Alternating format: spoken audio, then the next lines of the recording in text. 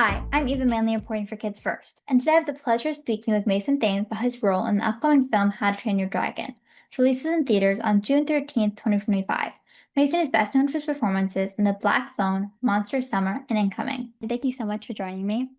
And this is such a beloved franchise. Did you do anything in particular to prepare to take on a role that has such a strong fan base and history?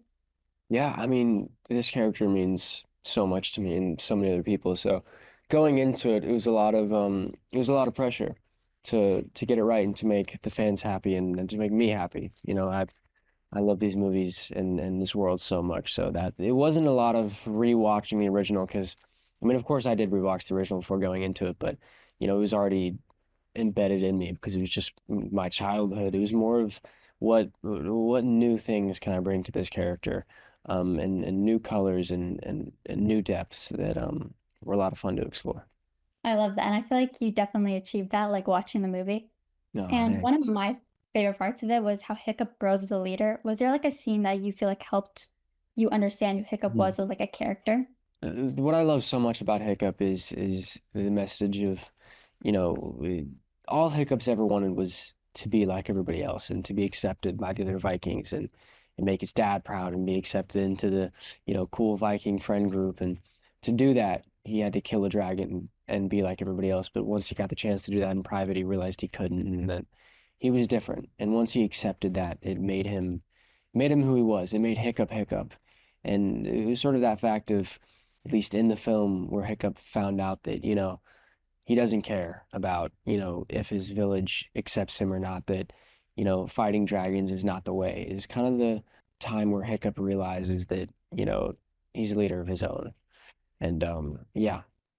I love that. And I love how he's branching away from the Mhm. norm. And I feel like the movie was so detailed and I couldn't really see a gap between the real world and where like the dragon world began. What was it Yeah. like on set when you had to imagine so much? I mean, what made it so incredible is that, they built every set, every village, the arena and the workshops, like it was all real. Everything you saw in the film was practical except for the dragons.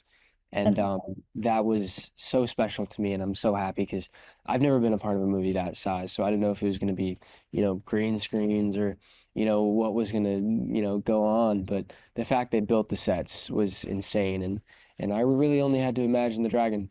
Imagine Dragons. Sorry, but that's yeah, awesome. yeah, it was dope. Was there anything you really wanted the audience to understand like through your performance of Hiccup?